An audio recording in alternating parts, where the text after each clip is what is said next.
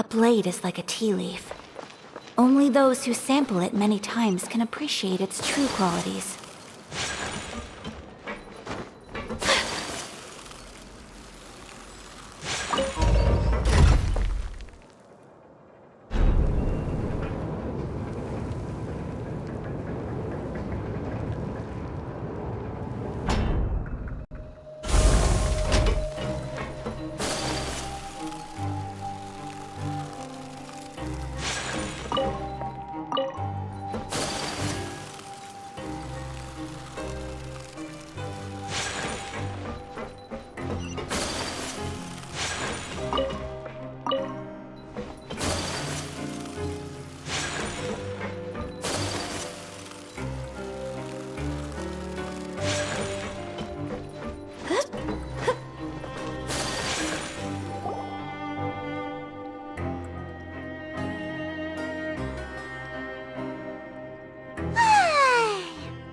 For a little rest after breakfast.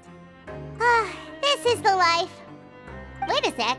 Isn't something important supposed to happen today? Oh, today's our big day! We're supposed to leave the Fortress of Mirapede! Come on, we've got to go complete the release procedures now!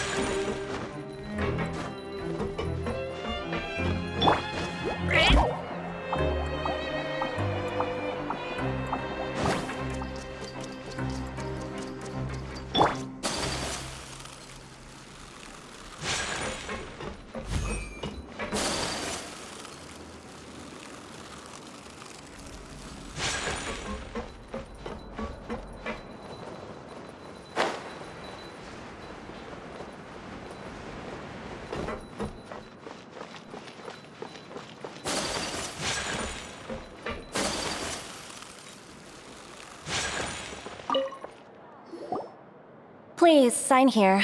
This document will be effective immediately upon signing, and you two may exit the Fortress of Mirapede via the regular channels. It's been so long since we've been to the surface. Let's hurry up and... Huh? What's happening?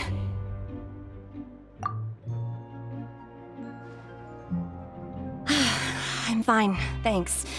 But I wonder what that tremor was just now. Let's go ask the Duke.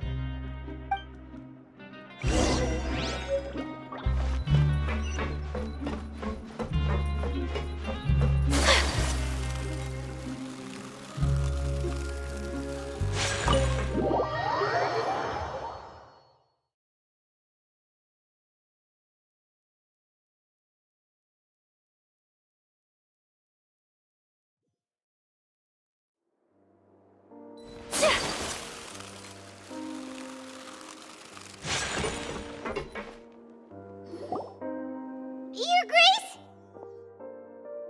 Ah, good to see you two. Is there something you wish to see me about? Yeah, what was with that earthquake just now? Ah, that. The tremor didn't originate from the seafloor. In fact, it seems it came from the surface. Over the years of serving as the warden here, I have developed a sense for distinguishing between what occurs on the surface and what occurs underwater. Besides, the seal that Monsieur Neuvillette set in place won't fail so easily. So the fortress is okay? If you recall our last incident, if there really were a problem, there would be crowds of inmates in a panic right now. Huh, you've got a point. Okay, seems we need to get back up to the surface and ask about what happened. By the way, do you know what day it is today? I believe today is this month's pipe cleaning day. Wait, seriously? Aha, yes. Have you completed your release papers? Yep. It's you two. Are you leaving now? That's right! Today is our last day in prison. But now that Paimon says that, it doesn't feel like we were confined here. It's actually been pretty nice. Oh yeah, Paimon feels fond of this place now. Then be sure to come back and visit. I'll miss you. If you've signed the release papers, then you're free to go. The guards will escort you out. You're not going to see us off? I knew you'd ask. All right, sure. Let's go. Well, you actually agreed. No worries, you must be busy. Paimon was just joking. Ah, so you do have a polite side, I see. After being down here for so long, I imagine you must feel like you're lacking companionship. Shall I come along too? Yeah, don't worry, we'll come back to see you. Paimon really likes the cafeteria here. The chefs sure do know how to make good grub. I hope you won't be here as convicts the next time I see you. We'll do our best to stay out of trouble. Well, it seems our work in the Fortress of Meripede is finished. That's the end of another chapter in our journey. And since Nervlev was the one who asked us to come here, we should probably go report to him now. Next up, the Palais Mermonia. You're going to see Monsieur Nervylette? Please pass on our kind regards. I'm sure just your regards will do, no? I believe it would be the polite thing to do. You're right. I've heard the Palais has been terribly busy these days. Tell him that I hope he hasn't been overwhelmed by the recent string of troubles.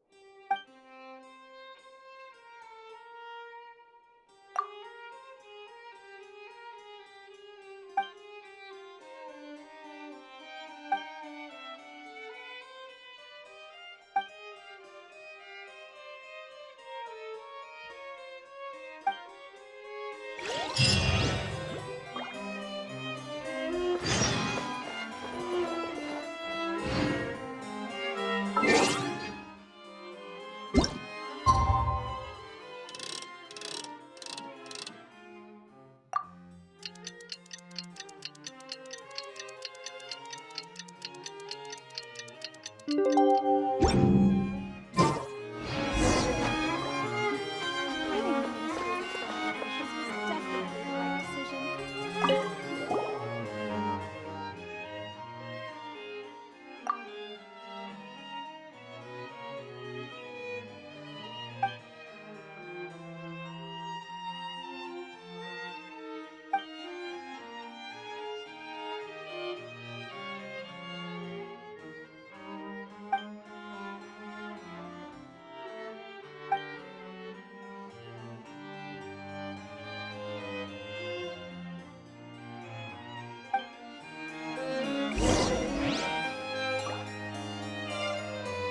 newcomers are full of enthusiasm.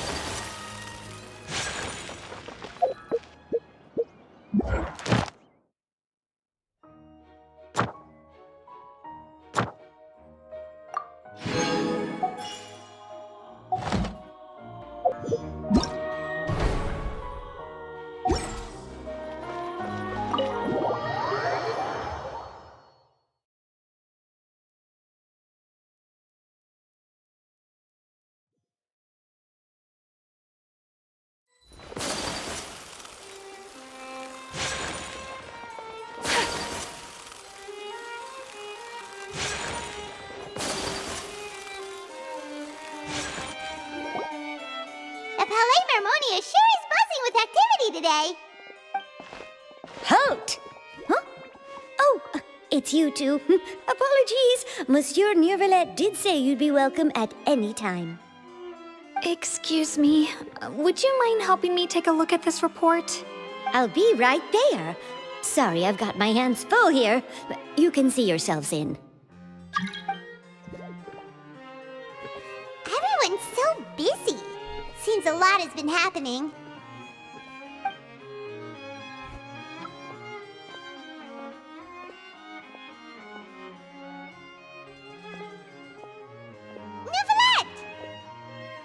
Hello. You've come at the right time, but you'll have to wait for just a moment, as there are some urgent matters I must tend to first. In the meantime, please, have a seat. If you'd like to have something to drink, let the Melusine outside know. That's all right. We just ate. Very well, then. Let's take a break over there while we wait for him to finish his work.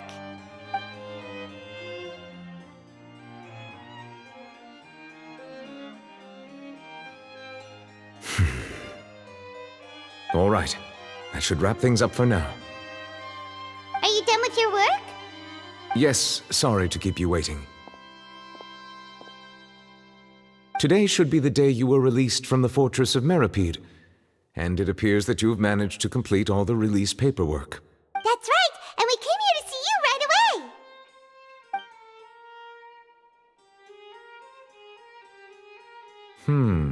A massive whale.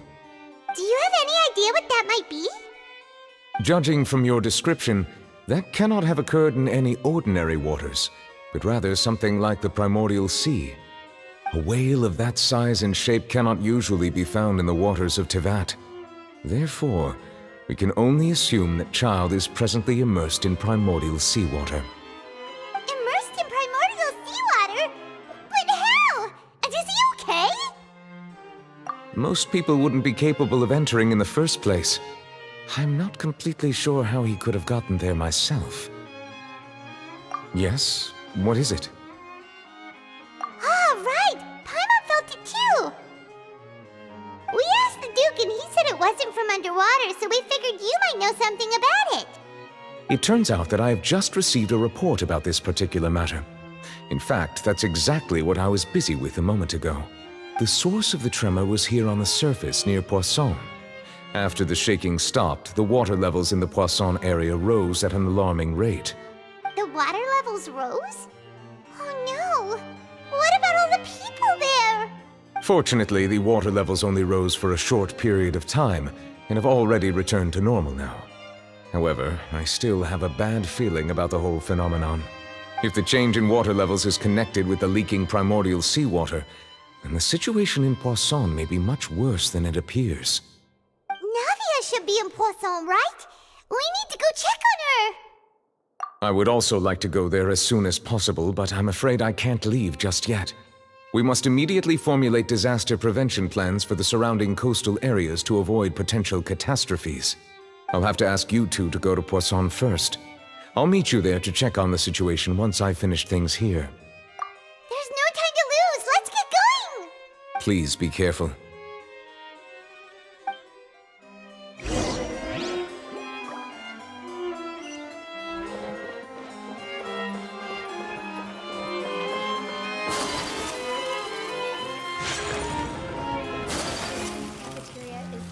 These newcomers are full of enthusiasm.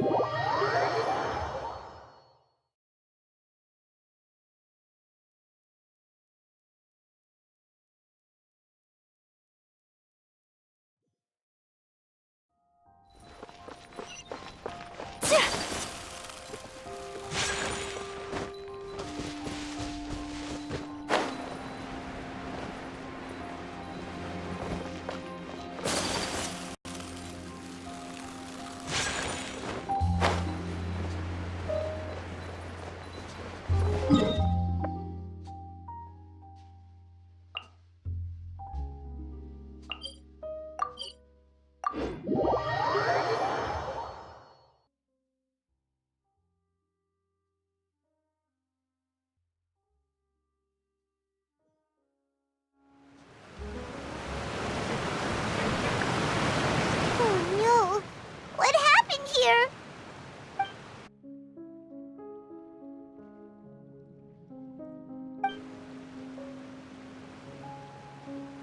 Navia should be around here, right?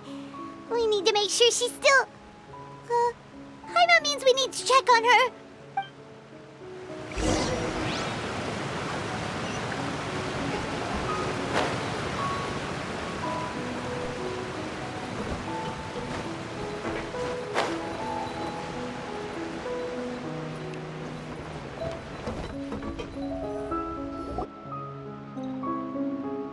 We haven't seen a single soul all the way here. Oh, this is getting scary. What will I ever do now? Look, there's someone on the roof over there. Just stay put! We're coming up! Watch your balance! All right, just hurry!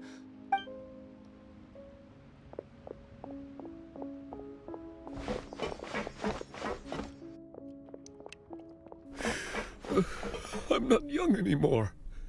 How will I survive on my own? My Desiree! Oh, he looks pretty sad. My leg! My leg! How could this have happened? It hurts! Just hang in there. Help is on the way. You can hold my hand if it makes you feel better.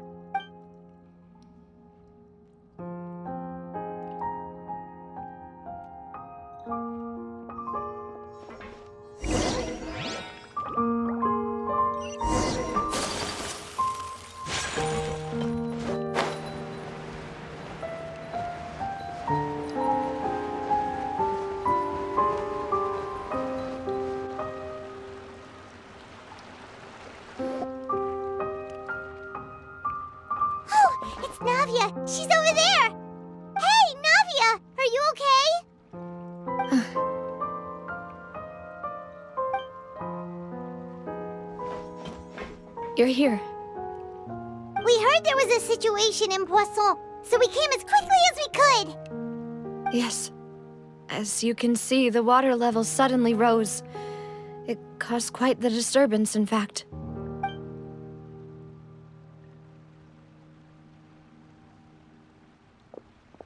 Demoiselle! There was a wounded resident next to a building southeast of here. We've already transported him to safety, but we've run out of medical supplies. He's wounded? How badly? He fell, so it's probably a broken leg. He's pretty shaken up. When the water level rose, he desperately climbed up to the roof. Once the water receded and he saw the ground, he became terrified and eventually... He jumped down then. Find the leader of Squad 1 and tell him to take the wounded resident to see a doctor. He should know where to go. Understood. I'll take over his search and rescue mission in the meantime. All right. You'll be in charge. I'm sorry. Where were we? The situation in Poisson? Ah, right. Allow me to explain. A little earlier, we suddenly heard a loud noise. At first, everyone thought that something might have exploded in the waterways. But before we knew it, water started pouring out from everywhere. The rushing water seemed a little odd, almost like the unique color of primordial seawater. Some people didn't realize the danger and thought it was just ordinary water, leaking from somewhere. Everyone on the street who happened to be close to the water didn't have a chance to escape. As the water levels rose, they suddenly disappeared. They were all dissolved. Those who realized what was happening started to flee in a panic, desperately trying to get to higher ground. Many were injured in the stampede, and some people fell from significant heights. The Spina di Rosula initiated rescue operations as quickly as possible, but there have been a lot of casualties. Fortunately, the water began to recede after some time, and the chaos came to an end. The water that flooded the area contained primordial seawater, so the lower levels of Poisson are still hazardous. To ensure everyone's safety, I've asked the people there to leave as soon as possible. No one knows if this could happen again. All we can do for now is try our best to help evacuate the residents. We still haven't completed the head count, but we'll have some numbers soon. How awful. And all of this just came out of nowhere. It was quite frightening indeed. I only wish that everything that just happened was a bad dream. Is there any way we can help, Navia?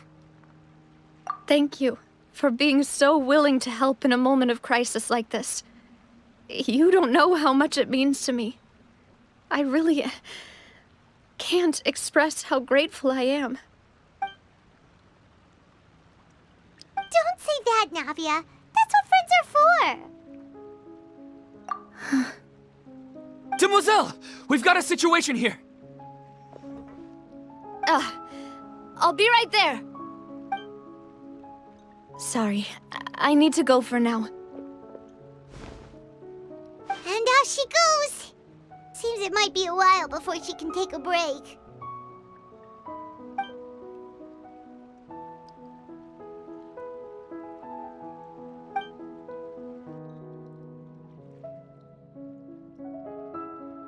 Okay, the wounded are being tended to, and we finished a preliminary head count. More support has just arrived, so I suppose I finally have a moment to focus on my own matters. Of course, we should remain ready for anything, and continue doing our best to rescue others. I'll be sure to have everyone at the Spina di Rosula ready to render assistance. Traveler, Paimon, would you two accompany me to my father's grave for a moment? Huh? Right now? Thank you.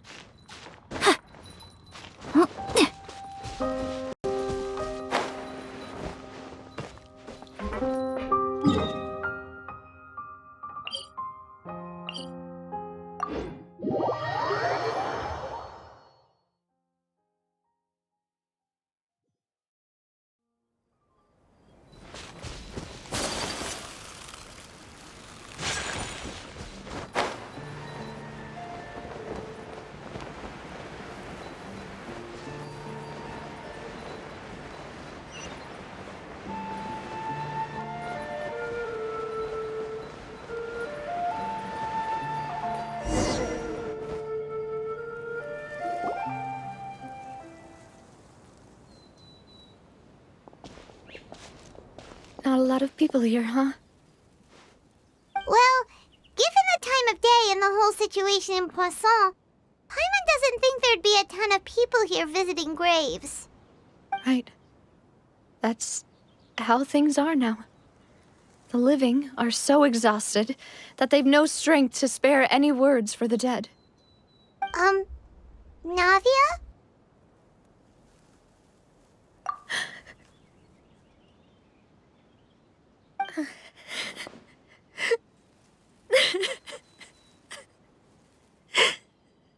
Navia, what's wrong? Sorry. I just... Malus and Silver. They won't ever come back here again. What should I do, Papa? Huh? What happened to them? Everyone agreed on the rescue plan, but still, I was the one who initiated it. They were helping evacuate the residents, but they couldn't leave in time. And they were caught in the seawater. What should we do? I've known them for so long. And I know they weren't afraid. But I could at least hold a funeral for my father. And I know where he rests. But as for Malus and Silver, they're just gone. I just can't.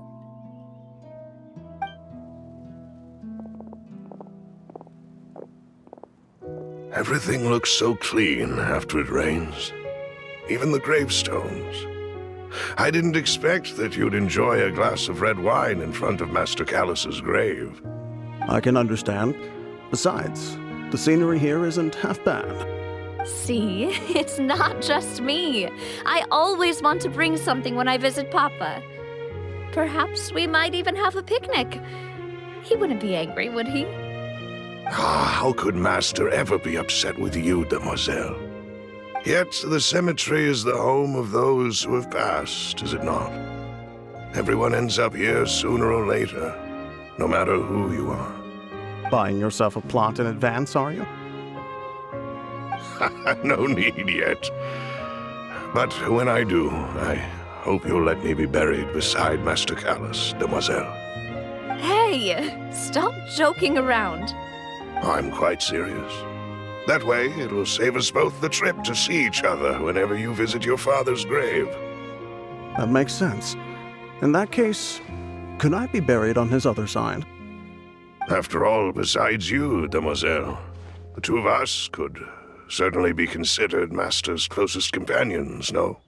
Personally, I believe we fill those shoes just fine. Why are you bringing this up all of a sudden? Seriously. All right. I'll remember your requests. But I'd really prefer not to talk about this stuff. And what do you mean by saving me a trip? I'd make the journey even if I had to visit you two somewhere else. I'd promised to let them rest in peace here. But here I am breaking that promise. I'm sorry for letting you see me in a mess like this. I don't usually cry, really. Paimon doesn't know how to help you feel better. But, well, she understands how you feel. I had always thought I could make my wishes come true. But now that I think about it, that never solely relied on me. Many things can only be accomplished with someone else's help. Malus and Silver have helped me so much. But by contrast, I could do nothing for them. I'm so sorry. You can spend as much time as you need here, Navia. We'll stay with you. Thank you. Right now, you don't know how much that means. By the way, you can have a look at this. It's a list of victims from the incident that took place here. Obena, Khan, Burnett, Giverny, Francine, Karina, Daisy Ray, Joinville, Julianne, Esson, as well as Malus and Silver. So, everyone else is safe. But still... It's okay. I know what you're thinking. And you're right. We lost Malus and Silver. But we were able to save more than we anticipated. The overall outcome indicates that the cost was worth it. Right! Don't think that way, Navia. One person might be saved at the expense of another, sure, but that isn't something we should ever consider a trade. Malus and Silver were not the price for saving anyone. They're heroes. You're right. Thank you, Paimon. What you said just now was pretty amazing, actually. I'll remember your words. Oh, really? Seems you've become more eloquent in the time since we last met. The knave? What are you doing here? Is everything going well on your side? Yes, my people are carrying out the mission according to your request. All the residents of Poisson have been evacuated, and we're preparing to relocate them to higher ground. As for these supplies, we have everything taken care of. There is no need to worry. Thank you very much. Wait, do you two know each other? We just met recently. Right, Miss Navia? Usually, I would call this a coincidental encounter, but that doesn't quite fit this time. Besides, it never even crossed my mind that a Fatui Harbinger would come looking for me. Thanks to the Knave, Spina di Rosula received generous support from the Fatui, which allowed us to complete the rescue and evacuation work so quickly. Mutual aid is essential to fostering positive developments. We were already in the area, in any case, so it was nothing. That said, I must say that you're a lot sharper than you let on. I'm sure you understand what I mean. I apologize for all the ways in which I tested you previously. We've never worked with a Fatui before, and it's extremely important for us to know who we're working with. My subordinates have reported that Fatui soldiers have been observing water levels and taking head counts in various locations. I hear that they've also prepared a large amount of emergency supplies. I'm quite surprised. This is nothing to brag about, nor do I intend to. It is simply the way of powerful organizations to act forcefully, whether they are doing good or ill. You've witnessed that firsthand, in any case. As I've told this traveler before, I know of the prophecy, and I intend to prevent the impending disaster. Lending your organization a hand was a natural first step in accomplishing that. As such, do not be troubled by this token of our sincerity. Perhaps one day, you'll also be able to help me in the same way. Without your help, there would have been many more casualties. I won't forget your kindness. Furthermore, I sincerely regret what happened to Malus and Silver. I only wish that my people could have arrived a little earlier to prevent this from happening. Don't say that. You and your subordinates did everything you could. As Paimon said, Malus and Silver didn't choose to sacrifice themselves for any specific person. And they weren't the price paid for other salvation. They chose to become heroes themselves. I've never liked hearing people put it that way. It's like trying to relieve pain by saying some noble-sounding words. But right now, there's nothing more suitable. They really did become heroes. You're right. I'm sorry for your loss, Miss Navia. Water is life to Fontaine's people, and it also spells disaster. It's no wonder that people always say that prophecies represent fate. Fortunately, I've never been one for such opinions. So, you're one who will try to change fate, then? Of course. That is why I'm going to Hotel Bouffe de Thé. I still have some things to take care of, and the children need my attention. By the way, Traveler, Paimon, one more thing. Alright, then we'll just... Huh? This isn't right. Paimon thought you would ask us to walk with you for a moment so you could tell us something in private. That is a clever and useful conversation technique, which I do like to use when necessary. But there's no need today. It would not hurt to have Miss Navia listening in. Traveler, I'm sure you remember that I said we could work together when we had the chance. You and I both know that there may be issues with the Primordial Sea. Previously, it was the Fortress of Meripede's sluice gate, and this time it was the water levels in Poisson. These are both signals. Indeed. Allow me to share the latest intel I've received from the House of the Hearth's intelligence network with you. During some recent investigations, a child claimed to have discovered some ruins near Poisson. The ruins date back to ancient times, and seem to be worth investigating in many ways. Judging by the dating of the ruins, they may be related to the prophecy and the coming crisis. The situation is becoming more urgent, so any pertinent information will prove extremely precious. My people initially came to prepare for ruin exploration.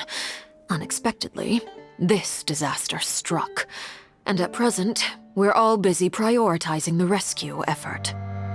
So that's why the Fatui were already in Poisson. I wanted to take the children along, but unfortunately, Linny, Lynette, and Fremine have all been dispatched to higher ground to assist affected residents. Linny told me that outside of the house, the person they trust most is you. Which is why I want to give you this task. The House of the Hearth's members see each other as family, but Linny, Lynette, and Fremine said that they also see you as such, even though you are not from the house. I'm sure you already understand how earnest they consider their friendship with you to be. Oh, that somehow makes Paimon feel kinda happy. The intel I just shared about the ruins could fetch a high price. But since the children consider you family, it's only natural that I freely share it with you. Got it! So all we gotta do is go to some ruins, right? We can handle that. Excuse me, but may I tag along? You wish to join, Miss Navia? But are you sure you're up to exploring some ruins? You need to rest.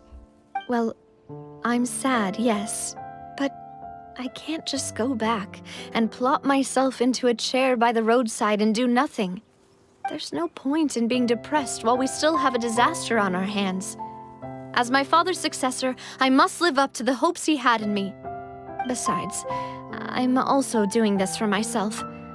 I need something, a distraction, to keep my mind off Malus and Silver.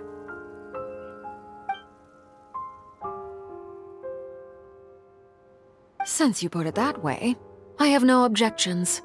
What do you say, Traveler? All right. The ruins are to the south of Poisson. Here's the map. Okay, the three of us will handle it. Come on, let's pack up and get going.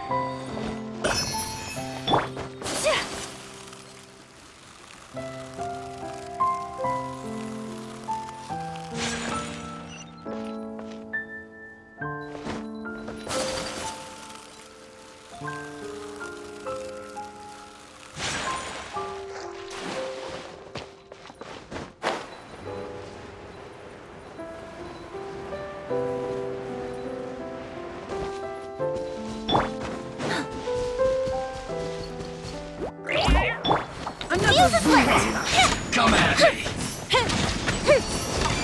Watch your footing! Did I scare you?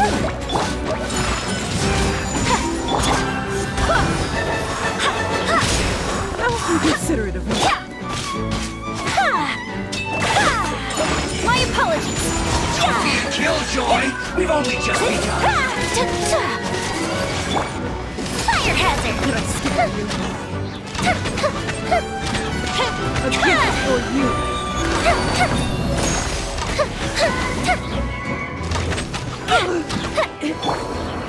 That's that!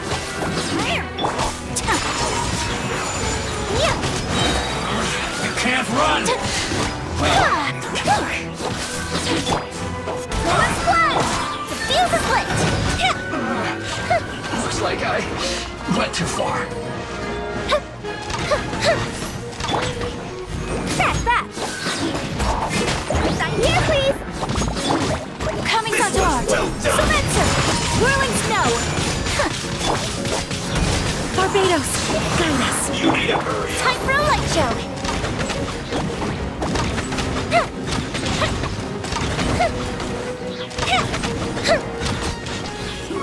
Unfortunate fault.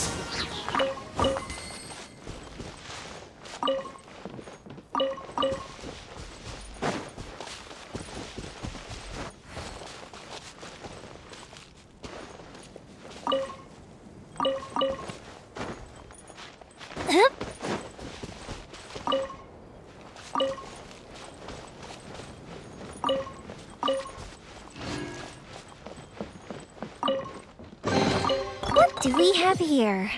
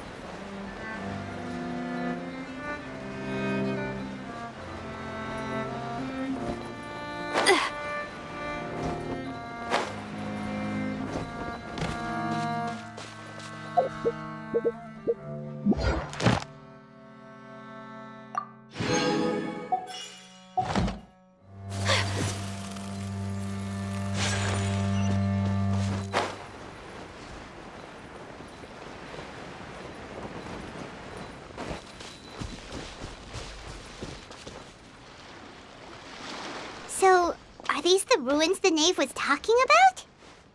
Whoa, talk about old. They seem to be pretty ancient, all right. Let's go in and have a look. Just be careful.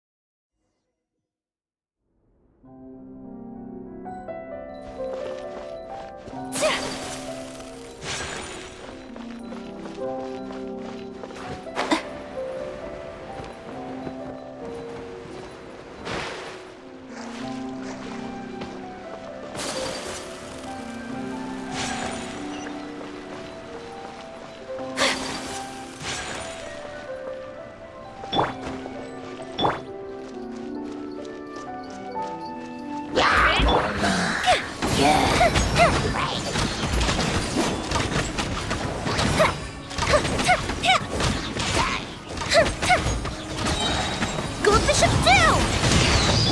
Coming through! Take flight! Fire hazard!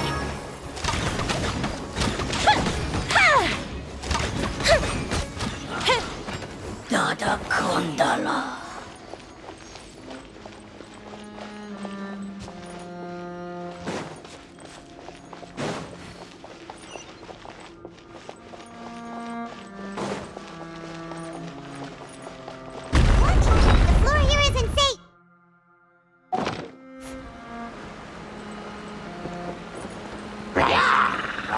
Time for a light show!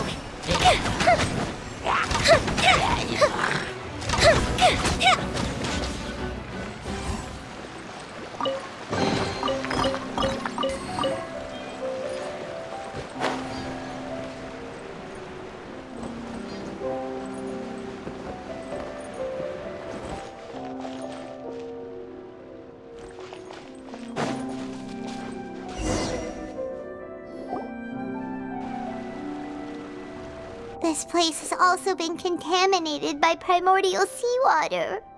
Yeah. And a lot of it, too. A Fontanian would most likely dissolve the moment they fell in. Right! You can't go down if there's primordial seawater.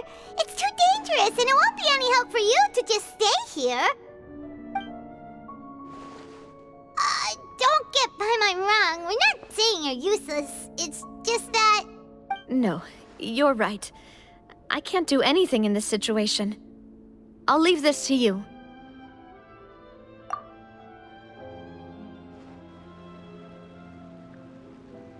That complicates things. Maybe the only way left is forward. In that case, do you want to wait for us here? The water levels here are unstable, and there's a chance the water will rise. So staying here wouldn't be safe either. I'll go together with you. Perhaps we'll find the exit just up ahead. All right. Come with us for now then, but please be careful.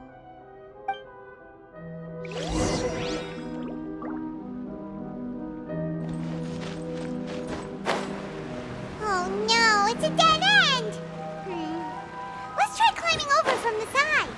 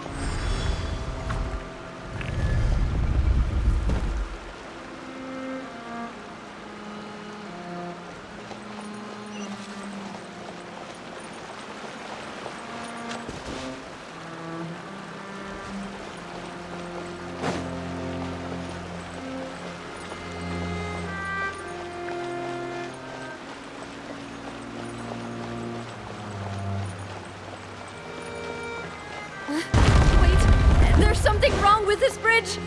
Run for it!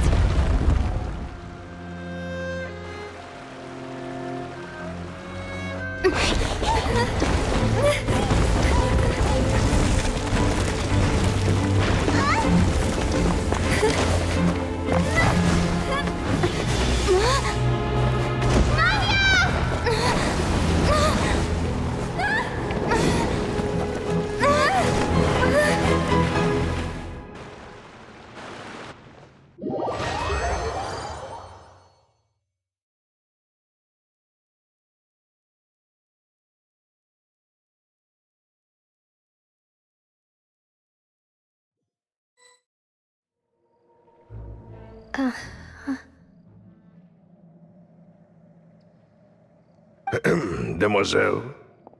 Huh? Demoiselle, what are you doing here by yourself? Would you be standing here till dark if I hadn't come to get you? Maybe she just wants some time to herself, Malus. Hmm? Oh. Was I sleeping? Yes, it would appear so. I must be tired. That's quite possible. However, you were the one that suggested we go out for a walk. Oh, right. I nearly forgot. It must have slipped my mind when I dozed off. I haven't had a nap today yet. Have I? This is a familiar feeling, yet something's a little strange. Is something the matter, Demoiselle? Oh, no. No, I'm fine. I was just trying to recall why we came out for a walk. Do you remember Mr. Giverny? He'd requested our help before with foreign merchants who had a debt dispute with him, and we'd resolved the matter not long ago. We were headed to see how things were going with him at the moment. Ah, right. Yes. I remember now.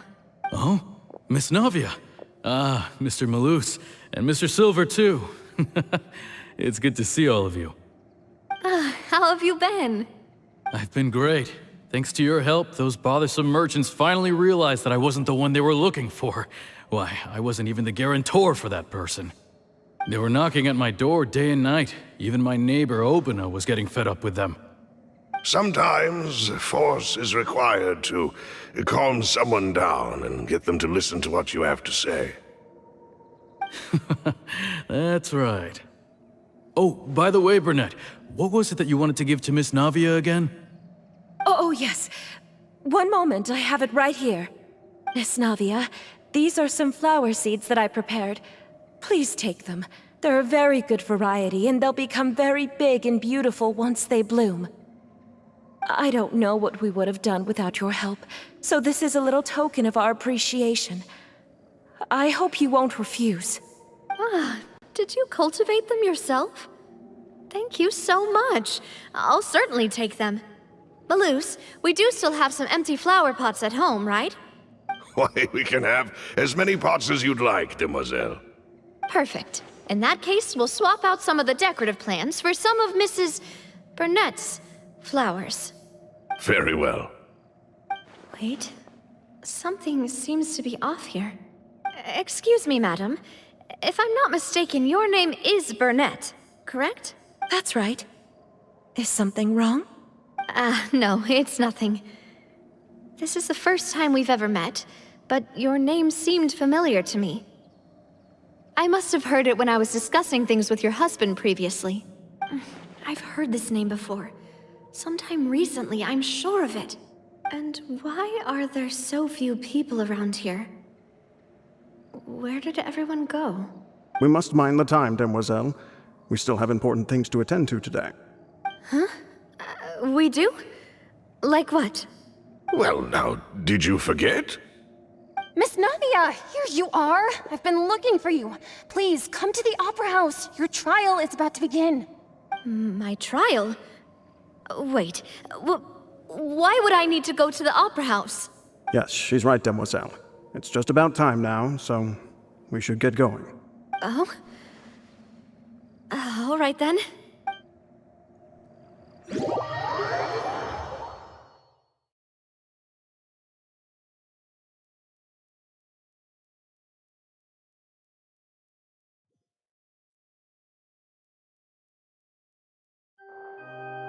Look, it's Navia!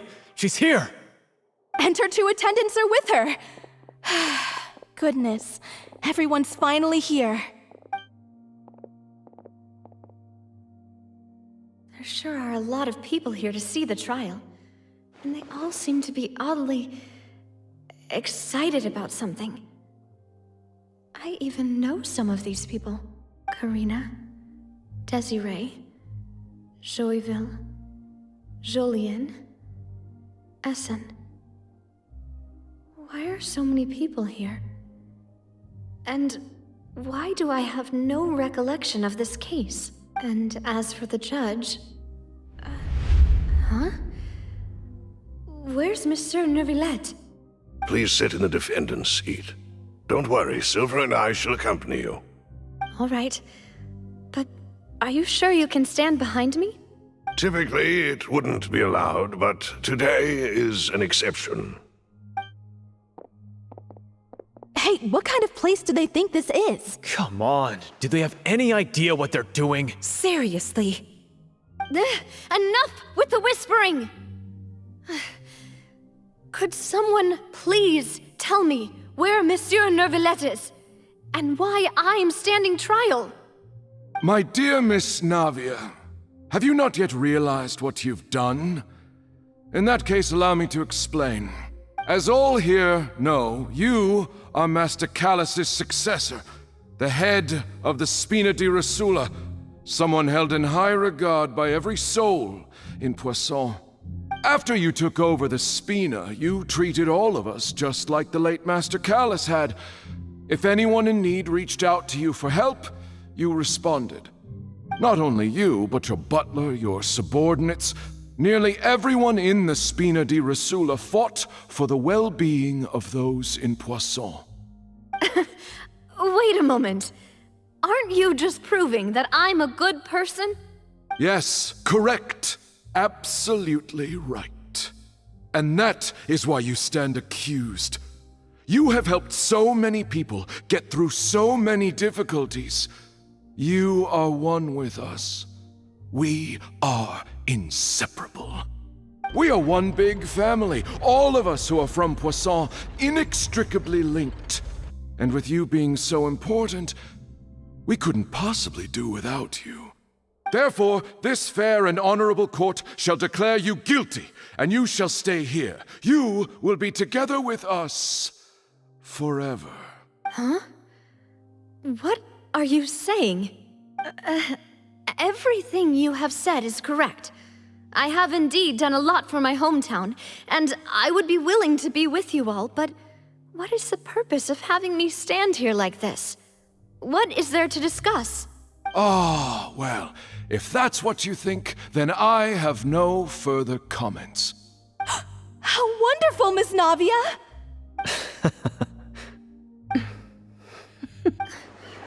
I know all these people.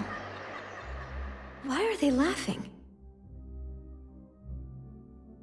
I seem to remember now.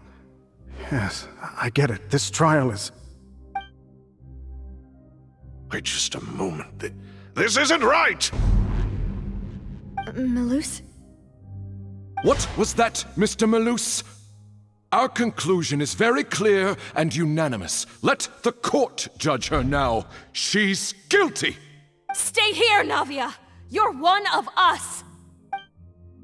Demoiselle, don't admit guilt. This trial means to keep you here forever. I wish to exercise my right to defend Our Lady. Mr. Joinville, you only know of Navia's goodness, but nothing of her utterly independent mind. She was born a free and independent spirit. She has never been tied down by anything. Indeed, even the death of Master Callus couldn't stop her. Her actions cannot serve as proof that she identifies herself as part of any group. She merely acted as an individual, extending her hand to help others. Please do not mistake her actions as being otherwise. Really? As an individual, you say? Don't forget, we are all Fontanians here. This is the nation of justice, the nation of Hydro! Even if Miss Navia only voluntarily rendered her assistance, that doesn't change the fact that her beautiful soul must return to everyone. Water accepts all, blends with all. It will surely accept her kindness.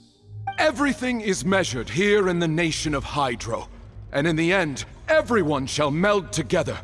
Thus, when a unanimous opinion emerges, that opinion represents justice. Now I speak for everyone. Our opinion is consistent. Navia should stay. We and Navia are one. And you would call this justice?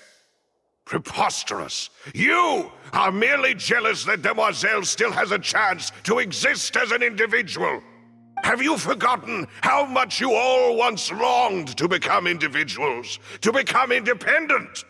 Do you mean to defy our justice? If your justice is flawed, then why should we acknowledge it? As you said, we can also have our own justice. Silver and I shall defend Demoiselle. And that is how we will enforce justice. Ugh, my head... It hurts. Demoiselle. Silver, it hurts. My head is spinning. All I can see is stars swirling in front of me. I remember now. Everything that seemed odd from the very beginning. Karina, Desiree, Joyville, Jolien, Essen, and Mr. Giverny and Mrs. Burnett, who we met earlier. Even Malus and Silver. I don't want to admit it, but they're all dead. Don't be afraid, and don't admit guilt. We will protect you to the very end. Absurd! Who are you to say that she cannot be judged? We are the majority, and in the nation of trials, the majority is absolute justice. We are the will of all. Don't let them escape! We shall keep Navia here with us! Mr. Malus and Mr. Silver, must you be so stubborn? How could the two of you possibly hope to stand against the collective? Do not resist. This judgment is fair and just. Navia belongs to us. After all that happened, she should not be left alone in Poisson. What are you saying? No more excuses! He says we're jealous. Jealous? How could she possibly be an independent individual? What's with these people? Who's jealous of her? She belongs to us! Miss Navia, she... Silence! That's... Monsieur Neuvillette! Such commotion is prohibited in the court. The accusations you just presented are nonsense and cannot constitute a proper trial. The court will adjourn for the rest of the day. In this, I shall hear no objections from any unauthorized party. Our thanks, Monsieur Neuvillette. Please leave with me, Miss Navia, while there is still time. But... Go on now, Demoiselle. This is your only chance to leave this place. What, can't bear to leave us behind or something? Malus. My apologies. I couldn't resist making one little joke once I realized that this shall be our last goodbye. Malus... Silver... Quickly, you must come now! Goodbye, Demoiselle. Farewell.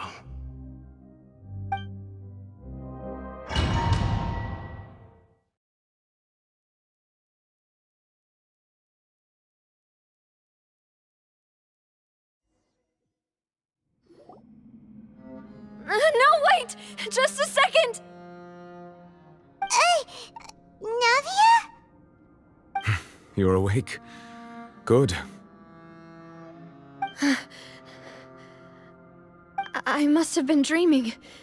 Malus and Silver were still alive, and they were defending me at some insane trial. It looks like you're all right. Did all the sad feelings cause you to have a nightmare? give you a hug. The ruins you were exploring suffered a cave-in. When I arrived, I found you falling toward the water. You were just about to be dissolved within, but I... What is it? I think I saw 2 Oceanids protecting you. It was only for a moment, perhaps even a fraction of a second, but they gave me the chance to retrieve you. Were it not for their intervention, I would not have been able to rescue you before your consciousness dissipated. Wait, did you say Oceanids? You mean like what happened with Vache? Perhaps those 2 Oceanids were the people you saw in your dream. I always told them that they didn't have to protect me. To think that they'd keep doing so even after death. Please come with me.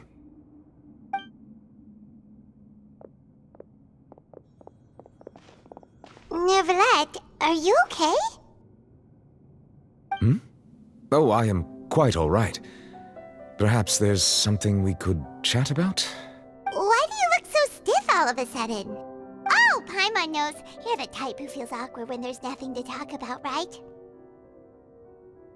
I merely thought that we should give Navia some time to herself. Huh? Why didn't you just say so then? Don't you think it's even more awkward to call us over like this and then have nothing to talk about?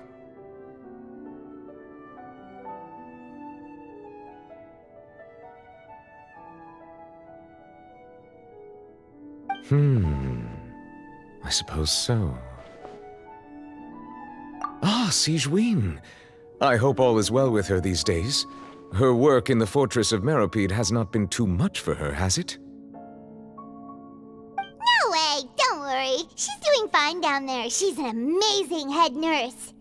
I see. Well, that is good. I have always worried that Sigewinne would need a lot of time to understand the world of humanity, just as I have. Oh, and the Duke also says hi! Even though Sigewinne made him do that. He hopes that you haven't been overwhelmed by all that's happened lately. Thank you. I have indeed been busy lately, and I also hope that everything is going well in the Fortress of Meropide. He still doesn't know what to talk about. Let's chat about something else then.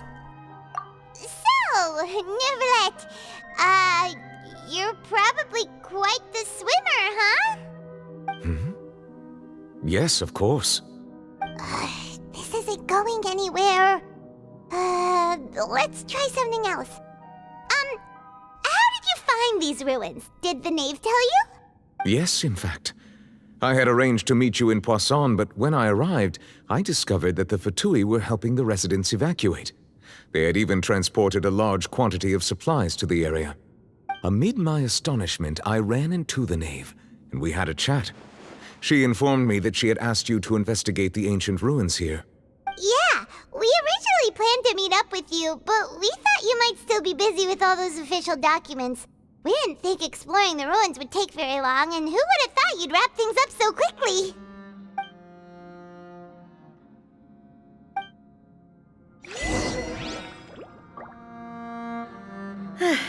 I'm sorry to have kept you all waiting like that. I'm feeling much better now. I guess we should get going again. Will you come with us, Monsieur Neuvillette? Yes, if you wouldn't mind my company. All right! Another one joins the party! Let's get going then!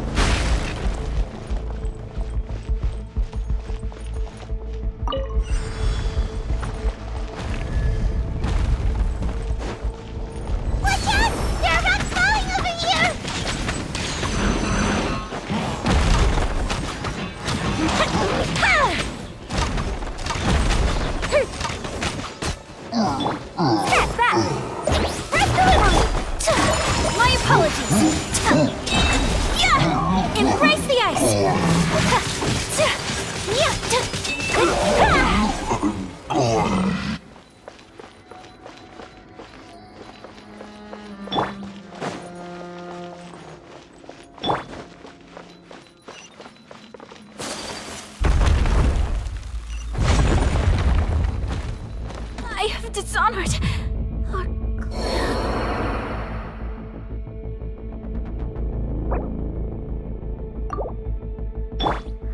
I swear by my sword!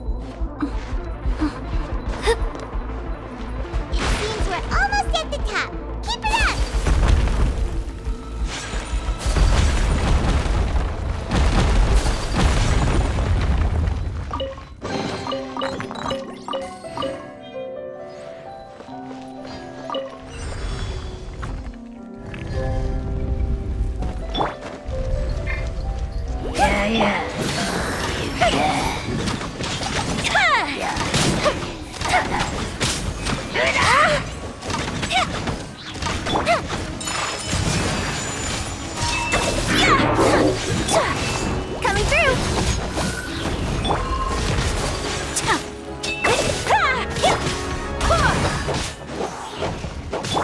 That's that!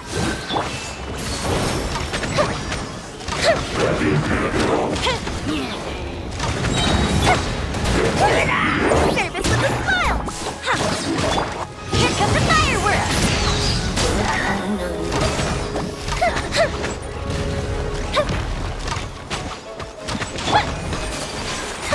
Take flight!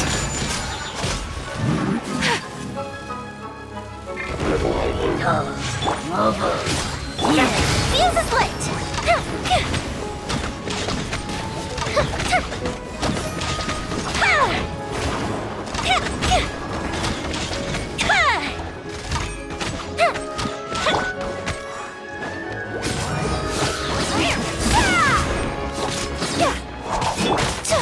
My apologies! Go as planned! Wind, hear me!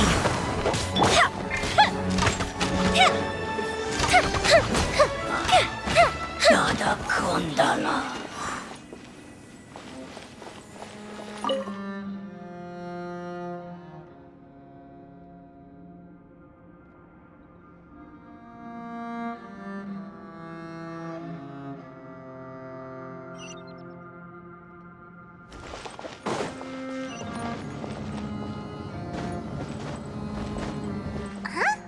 What's that over there?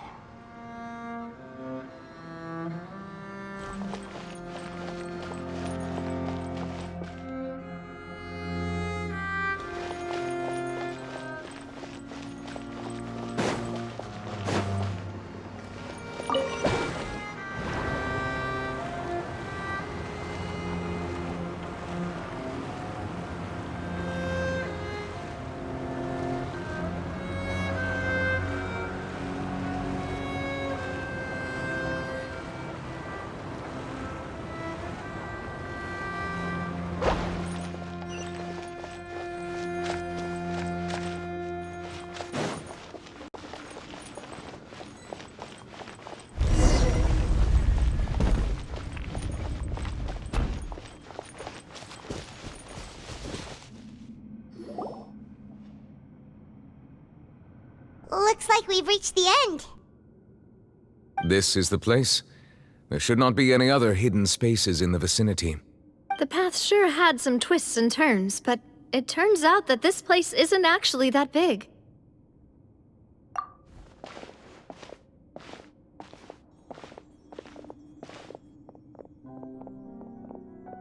Stone slates. It seems like they were put here as an offering. Could we take them down and have a look? Perhaps we should just leave them be for now. There are 4 locations in total, but only 3 stone slates. The slate that should be in the first empty spot is missing. The surrounding walls also show signs of damage. There's something written below. Let Paimon see. Reason dictates that this nation be destroyed. I shall record the history of its future here in its past. Say what? It feels like someone left these slates and these words here for a purpose. But does he mean that Fontaine should be destroyed? That would fit the circumstances dictated by the prophecy, yes. Indeed, the slate's contents correspond to it. Take the second slate, for example. There's a person kneeling here.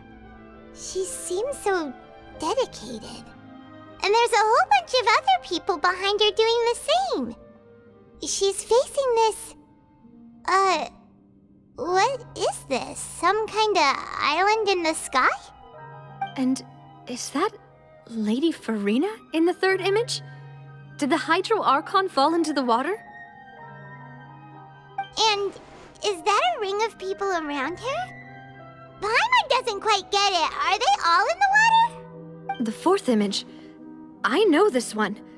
This exactly matches the content of the prophecy. The people will all be dissolved into the waters, and only the Hydro Archon will remain, weeping on her throne.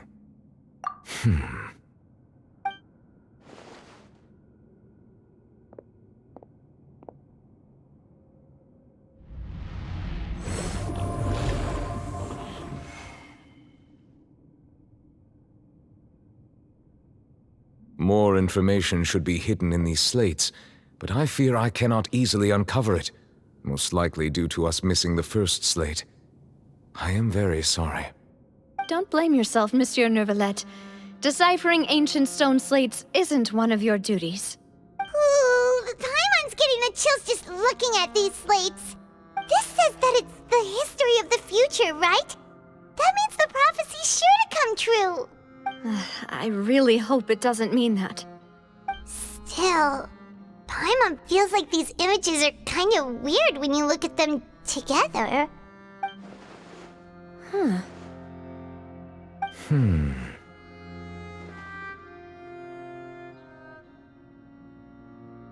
That's right!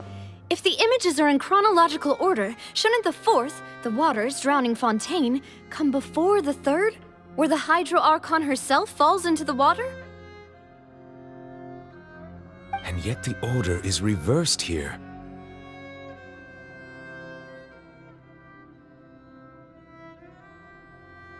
If we go by timing, Lady Farina only emerges in the third image. That means that the person in the second image might be the previous Hydro Archon. Egeria, then. I had never met her, but her appearance here does match the records. The previous Archon kneeling before the floating island in the skies, as if confessing a sin. Did she herself commit that sin? And if not, why would she be in such a posture? Also, I'm still wondering why these ancient stone slates are here at all. Judging from their contents, could this place be the origin of the prophecy? Does that mean that someone, or some people, once saw these slates? But who would have created these slates and left these words here? It seems that any further clues will have to come from Farina. In that case, there's no time to lose. There's nothing else to be gained here, so let's head back first. Yeah, we better get somewhere safe for now.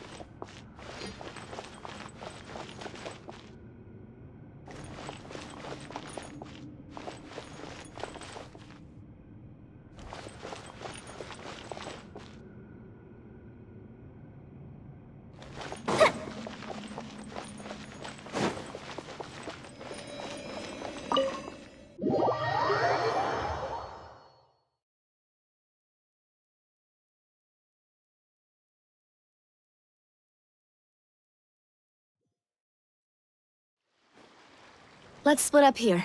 I'm going to check on what's happening with the Spina. You know how it is. There's some things you just need to be there for yourself. You still have energy for that, Navia? Paimon's already beat. Just head back to the Fluvsandre and have a rest then. Thanks for keeping me company all this time. I'll depart as well. Thanks for your hard work today. Rest well, everyone. Traveler, I will go talk to Farina tomorrow morning to ask about the stone slates. I'm sure that you're concerned about this matter as well. If you have time, drop by my office. I will share the results of our discussion with you. Are you really gonna talk to her about this directly? Will that be a problem? Paimon's getting a little scared now that it's come to this. She has long been harboring secrets and will not give them up easily, which makes it all the more my duty to ensure that she understands the present situation. Alright, we'll leave it in your hands then. You're probably the best person to talk to her anyway. I will be carefully considering my words tonight. Traveler, Paimon, our safe house at the Fluvsandre is always open to you as ever, so please don't think you're an imposition. All right, I'll be on my way then.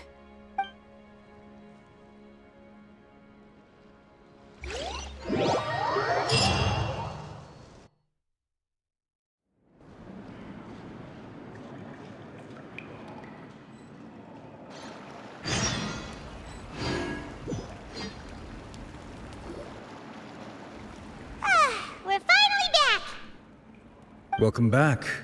We've got a special menu prepared for you two tonight. Yay! And there's good food too! Navi, no, the boss is the best. Ooh, desserts! Nice, these are all Paimon's! Paimon's already starting to forget what happened today. Oh, that voice. Is that who I think it is? Huh? It's you two. What are you doing in Fontaine?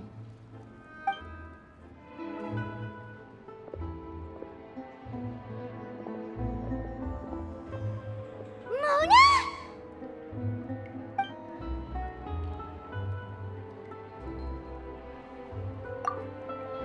Seriously, nobody just uses a scry glass whenever they've got time to just see who they'll meet on the road.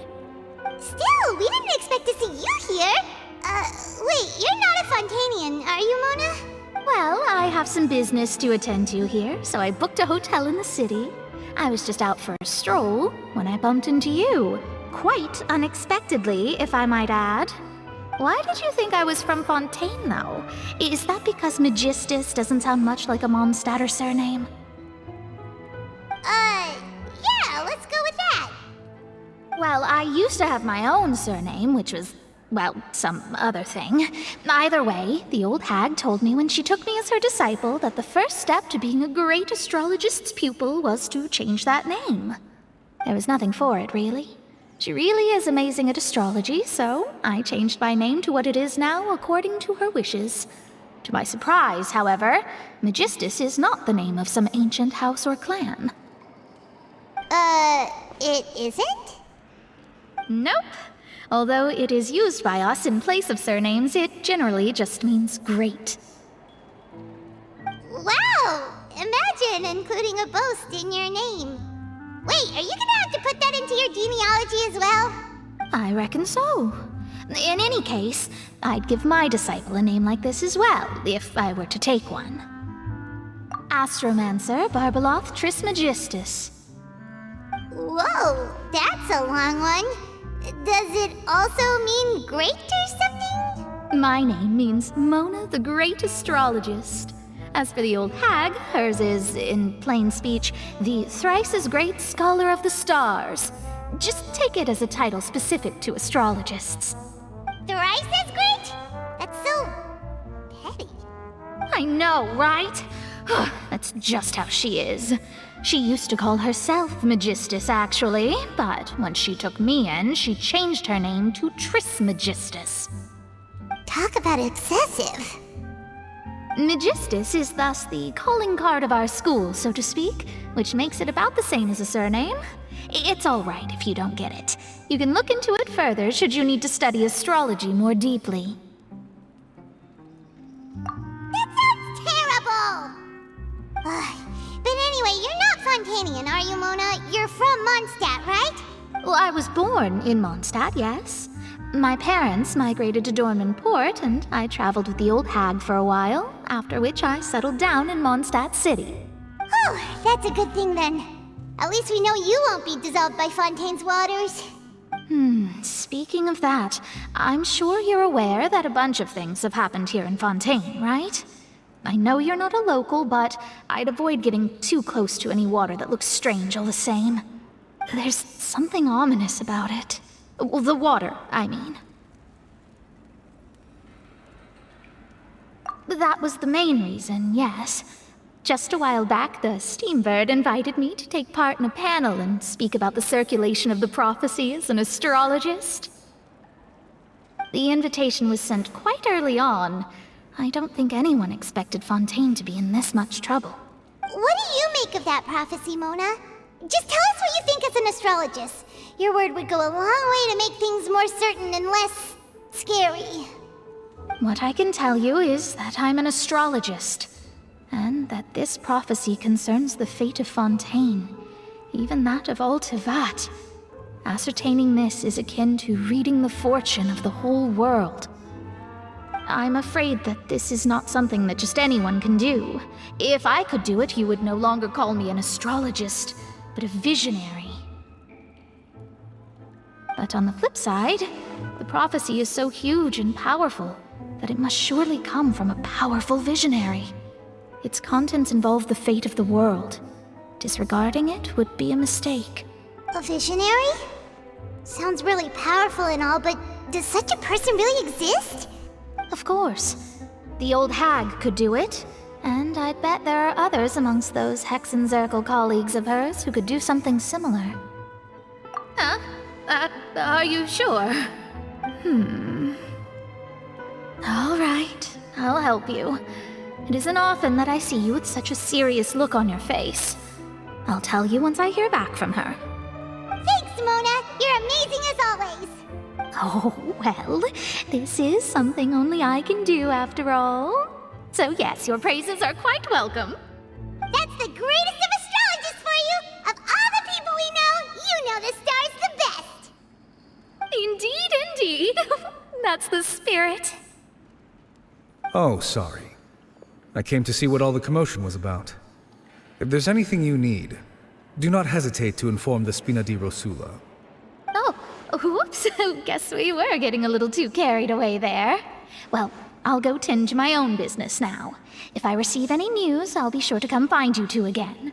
And there she goes, quick as rushing water.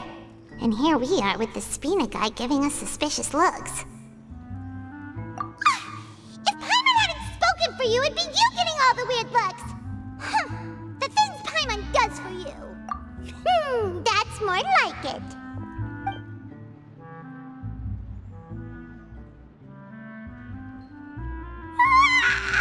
Good morning. To be honest, Paimon's still feeling kind of sleepy. But it's time to get up, traveler. We agreed to go see Novelette, so let's pack it up and get going.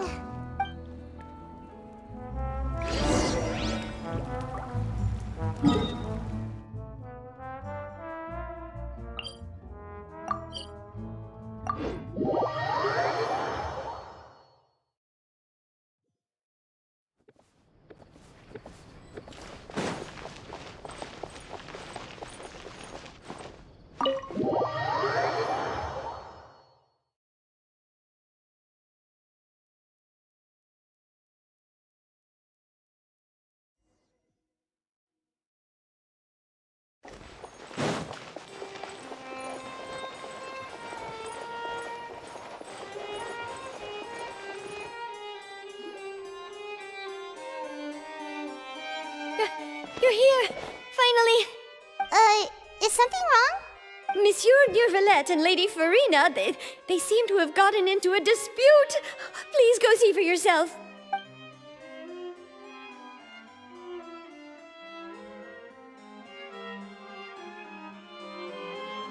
I said, I've already explained everything. And yet the problem has not been properly solved.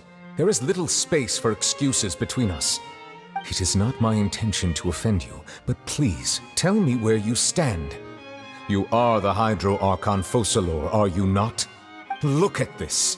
This is a list of the victims from the recent Poisson incident.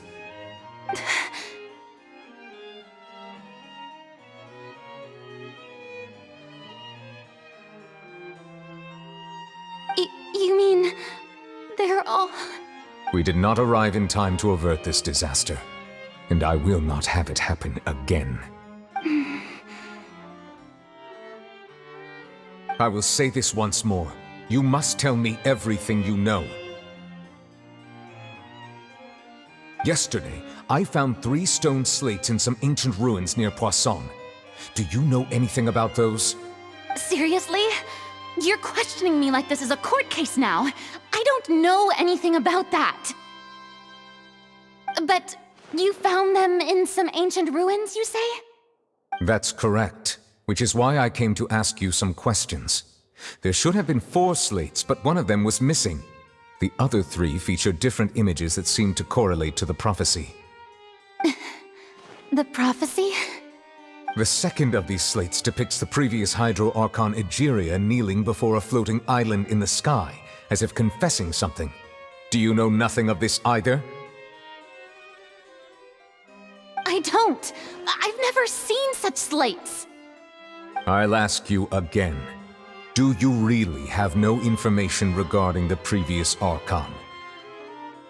My deciphering of the slates indicates that the Hydro Archon Egeria once had to confess to, or apologize for, a certain sin. If anyone would know about it, it should be you. All gods don't have the same secrets, you know. She was herself and I'm me. Is it really so strange that I know nothing? I understand your concerns, but I'm sorry. I just don't have anything to tell you. Forgive me for saying this now, Lady Farina, but I have long known of your various secret investigations into certain matters. There are several indications that you have been investigating the prophecy on the sly. This is not strange in itself, considering that you are the Hydro Archon. But it is strange that you should also claim to not know any of Egeria's secrets, as well as do nothing following your inquiries. You have never been as superficial as you have presented yourself to be, nor are you a fool. And yet, your behavior is very inconsistent.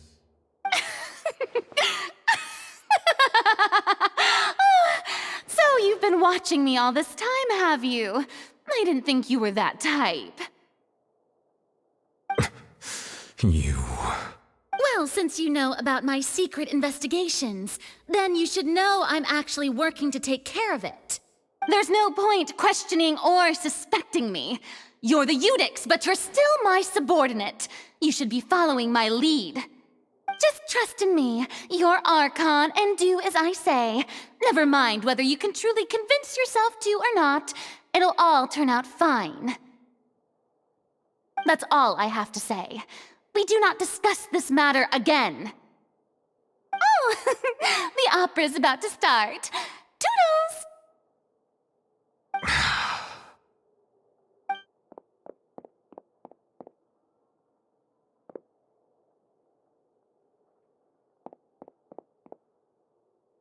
Did Farina not notice us standing by the door? Wonder what's up with her. She was smiling. Huh. She didn't seem in the mood to care if we were listening in or not. I assume you've been outside for a while now? Oh! You noticed! Seems Farina didn't even realize we were here. She was in a great panic, though I cannot discern the reason. Our discussion reached impasses time and again, a state of affairs that we cannot allow to continue. Still, I do not understand. Dialogue is the basis for understanding, so why did she keep refusing to engage? Everyone in her inner circle has noticed that she is hiding some secret. The issue is her attitude. I fear that she will not reveal anything unless absolutely forced to. We may have to create a situation in which she will have no choice but to speak. Oh? Like what? Normally, people will only reveal the truth when standing trial. Perhaps we must have the Hydro Archon experience just such a scenario. But Farina's seen so many trials, and she's really good at dodging questions. How do we make sure that she won't just slip away at the first chance she gets? We will need to consider this thoroughly, join forces with various parties, and then do what we can. If at all possible, I would prefer to recuse myself from this affair, but we must prevent the prophecy from coming to pass. This may be cruel to her, but all Fontaine is in crisis. The information a god possesses is too precious, and so we must take a chance on this. But who will lend us their aid to do such a thing?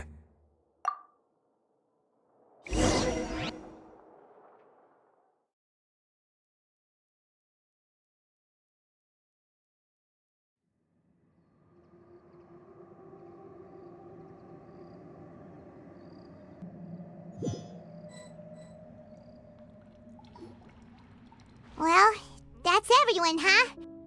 Speaking of which, it was pretty smart of you to think of hiding here. Poisson was just involved in a disaster, so it's presently devoid of people. That naturally makes it the best choice. And here you are drinking tea like it's the most natural thing in the world, huh? That's what families should do. Sit and enjoy a leisurely time together. It's nice to enjoy tea here, you know? Care for a cup? Lend me your ears, everyone. Or perhaps one of you might like to start us off. How about you, friend? Me? No, I don't think I can. Then, how about you, good sir? I fear that I will cause the mood on this boat to become as somber as it is in court.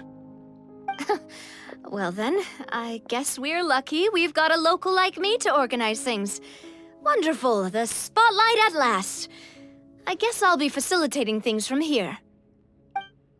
That was a little long-winded, don't you think? Oh, you might be right.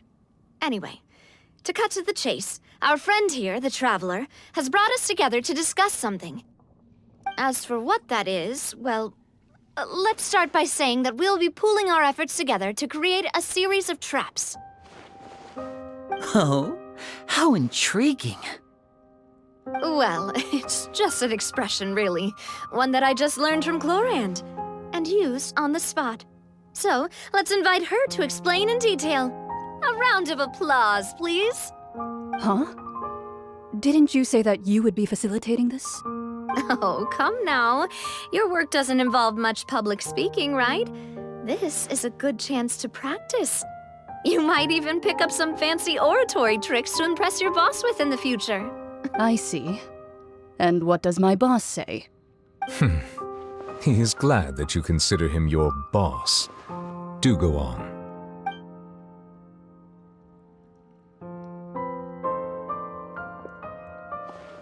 In that case, do any of you have experience hunting? Not that I recall. Fremine and I once used a wooden stick in a basket to catch wild rabbits when we were younger. As for Lynette, oh, right. You were sick that day, weren't you? I've also gone diving to catch some fish before. Does that count? I'm afraid not. You may or may not have heard, but Fontaine once played host to a group known as the Marechaussee Hunters. Though that was their name, they did not hunt animals, but rather various monsters left behind by the ancient dynasty of King Remus. Today, Fontaine's monster population has already thinned greatly, so the hunters have blended back into society, taking up arms in other lines of work. They even left a unique methodology of hunting in their wake. A trap comprises of the following components: bait, a trigger, and a containment device. Sometimes a lethal implement will also be necessary to deal with the prey. So, if we were to build a trap together, right now, what would you choose to build it with? For me, I would prefer something basket-shaped. Pigeons and rabbits will see the bait and naturally enter the snare. Our line of work requires a deft hand, and we're some of the... You used some of those techniques while moving the people of Poisson, didn't you?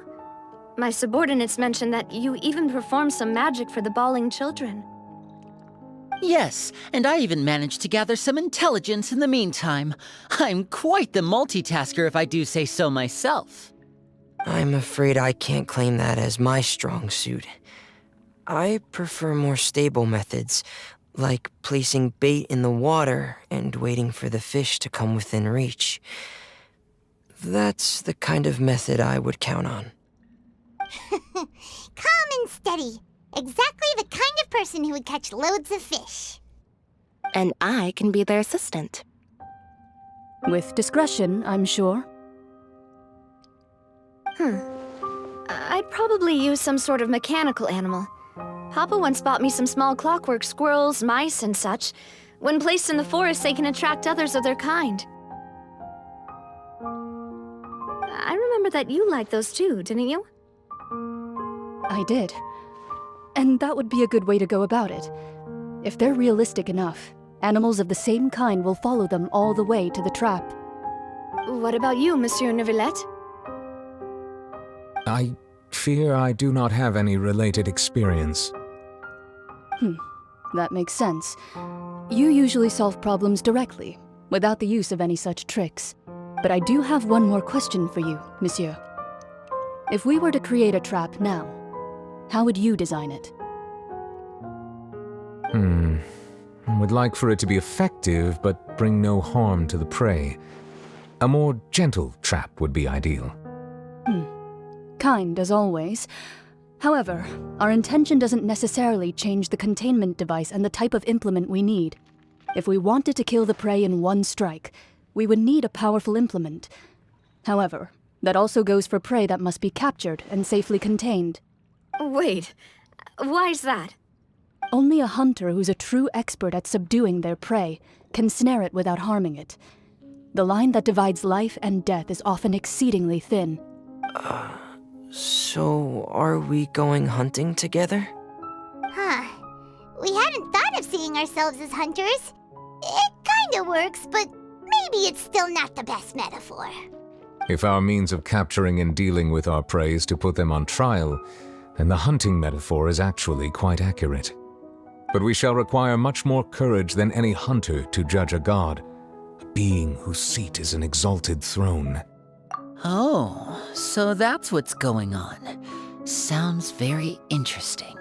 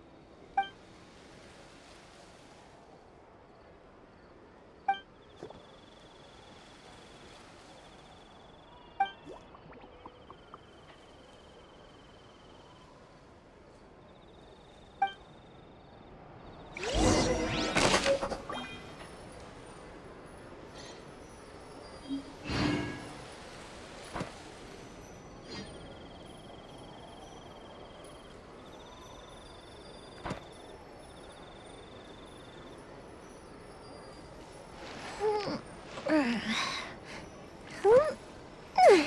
good newspaper should be a lighthouse of truth.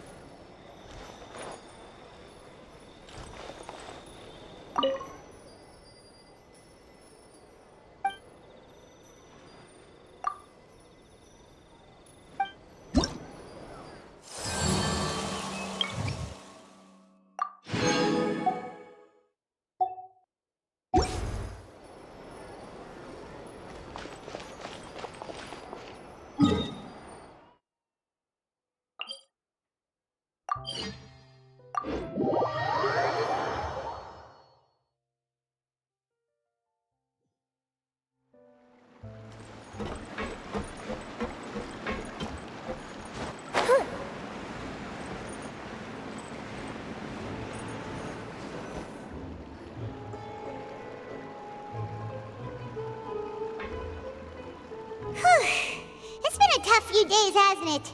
So much has been happening. Paimon didn't think the meetings would go on for so long, but everyone seemed pretty fired up, huh? Paimon thought they'd be at least a little frightened.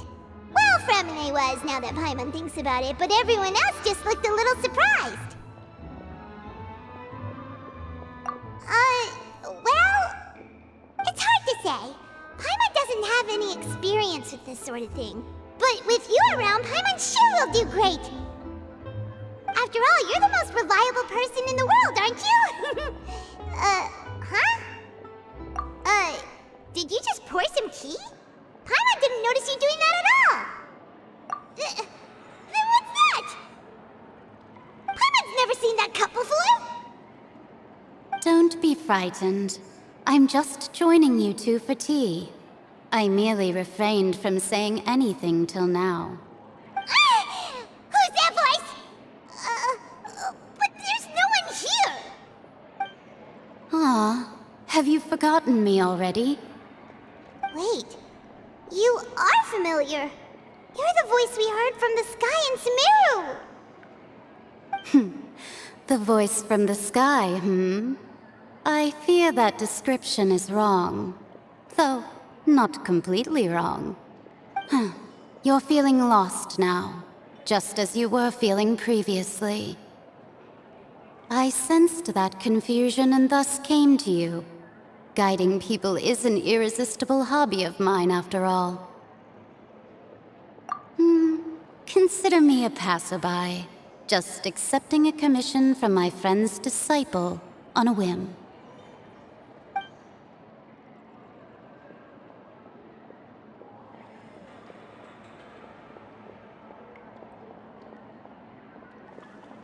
The prophecy.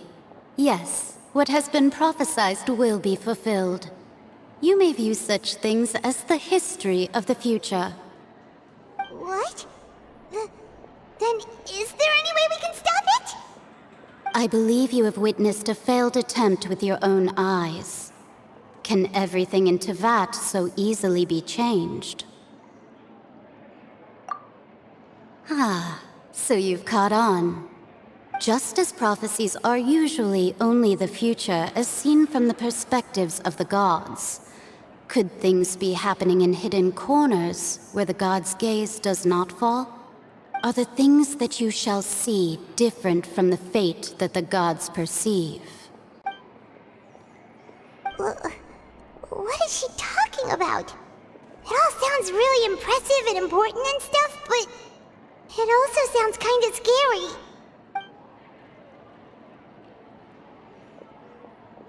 I believe that you understand, right?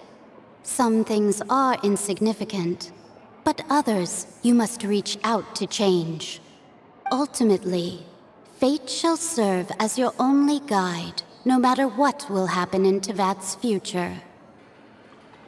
All you need to do is to play your part. This was good tea, by the way. Thank you for your hospitality. Well, that'll be all for today. The voice.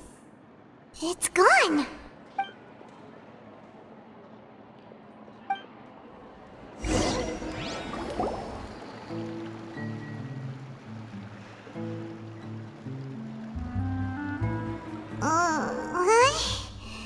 Paimon hears someone talking. Alright, coming! Hey, it's you who's getting lazy, okay? Well, I see I've walked in on some lively banter. Luna! Fine, just fine. I went to take part in that Steambird panel. It turned out to be more interesting than I expected. Not all Fontanians are pessimistic about this. One journalist mentioned that sitting around and waiting for the end to come would be wrong, and that they should make their own rescue preparations. I agreed, so we had a brief chat with her. Did she have pink hair by any chance? Why, yes! It was Charlotte. You remember her, right? That daredevil journalist? I'm in full support of her view. Prophecies are very important, but how can people allow their lives to be commandeered by just a few words? That's right! Paimon's glad to hear something sensible for once. Ah, yes. About what we had discussed before. I did try, but I'm afraid I couldn't reach the old hag. I'll try again tonight, but I wouldn't get your hopes up. Huh?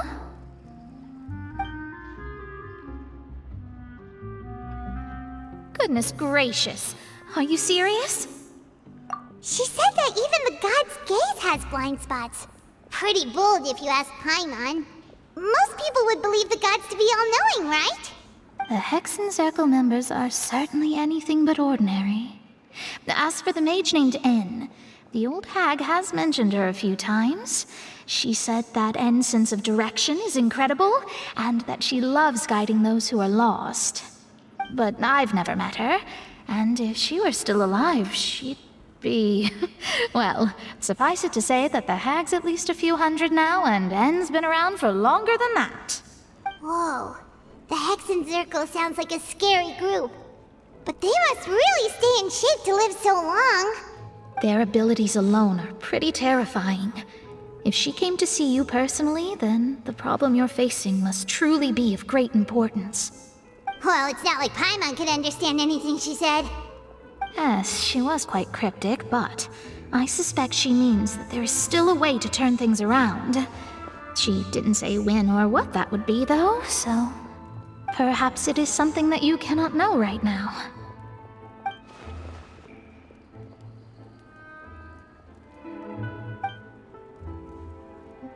Traveler, Paimon, are you two all right?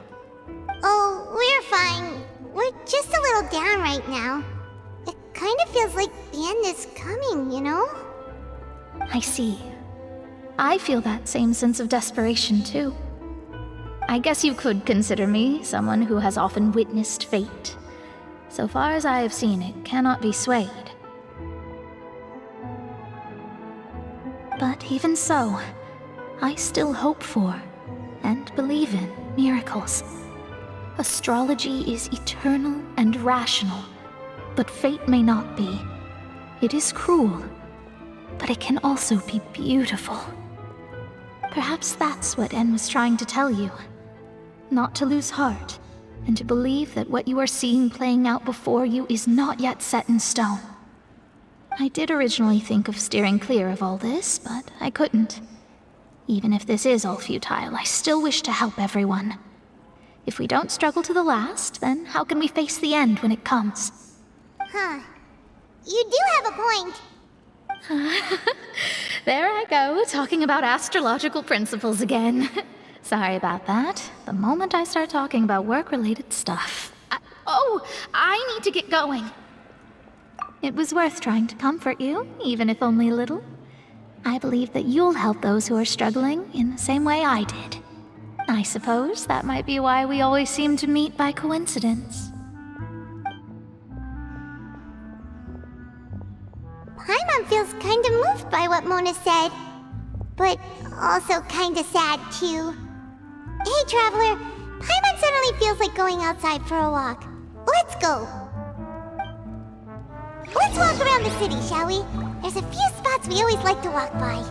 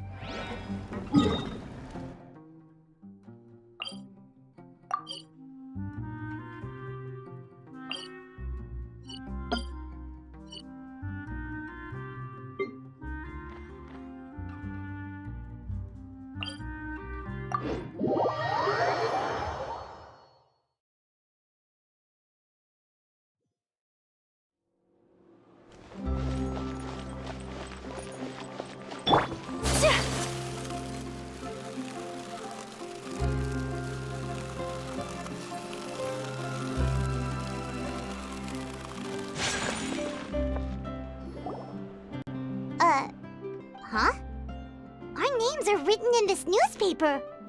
What's going on? Let Paimon see! The underwater stronghold, the Fortress of Meripede, has continued in its noble autonomy, but that does not mean that others cannot interact with it. My recent attempts to enter the fortress bore little fruit. Guess Charlotte still hasn't given up on that. Thus, did an Outlander friend become the focus of this report, a blonde adventurer with their white fairy legends trailing in their wake. It is said that this mysterious traveler once visited the underwater fortress. So while the fortress's interior remains a mystery behind closed doors, do not fear, for the tales of the traveler contain surprises in spades. Journalist Charlotte's biggest scoop yet, the Traveler's Trail, World Walker. Charlotte took so many awesome photos of us and we never even noticed her. She hasn't been able to get a hold of anything at the fortress, so since we're easier to find, she's using us as the subject matter instead? Ugh, seriously? Well, fine. Those headlines and photos do look cool, so Paimon will forgive her this time.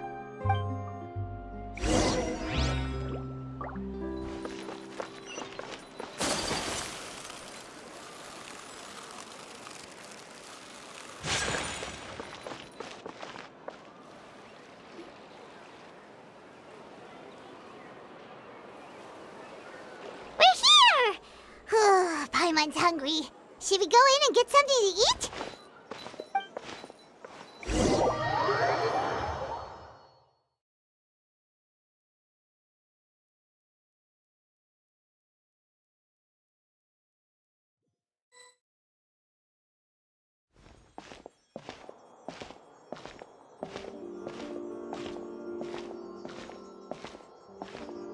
Hey, quick! Look! That's the limited edition, only 16 slices a day cake! It was so delicious the last time we tried it. Despite the tense situation we were in, let's give it another go. Paimon's sure it'll be great. 1 slice of cake, please. Someone showed up after all. Oh, wait, you're the one from the Palais Mermonia. Oh, are you here to buy cake too? It seems Monsieur Nervalette was right. You really can eat. Wait, did he really say something like that? That's right. Even he has his own preferences when it comes to food. As for me, I love the cake and coffee here. Do you come here often?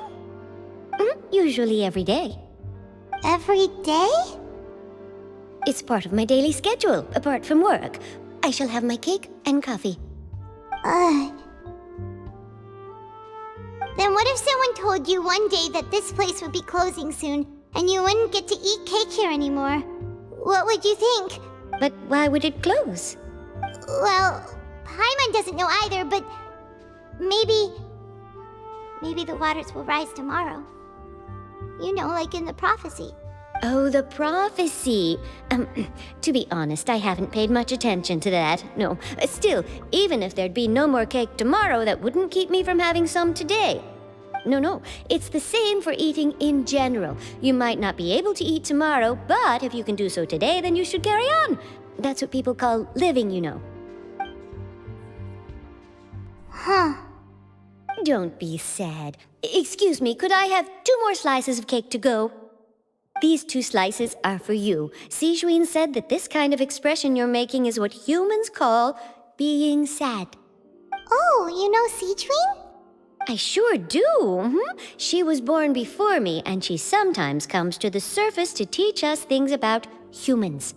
She said that humans are creatures that are saddened easily, yes, and you can only lift their spirits by feeding them delicious food. So please try the cakes here.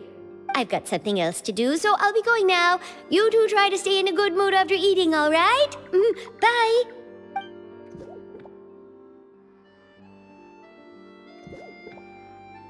And there she goes.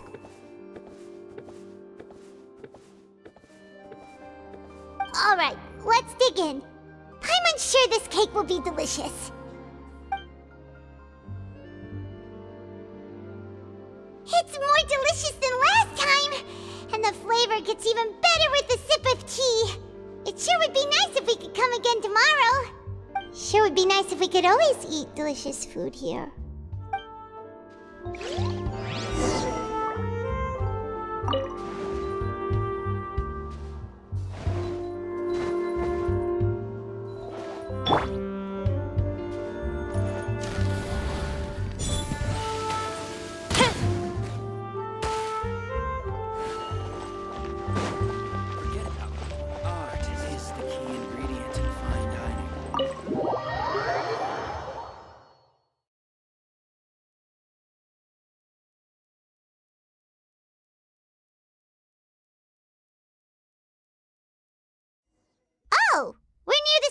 office. Let's go look for Charlotte and have a chat.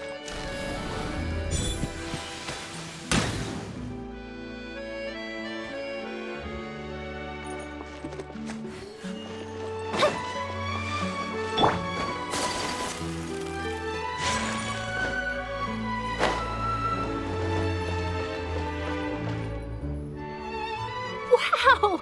If it isn't the Traveler and Paimon! Oh, have you seen the article I wrote about you? Ha! You've got some nerve! You just used us to make some quick mora! Oh, you needn't worry about that. I heard that you were in Poisson some time back, so I sent you a letter to discuss just that.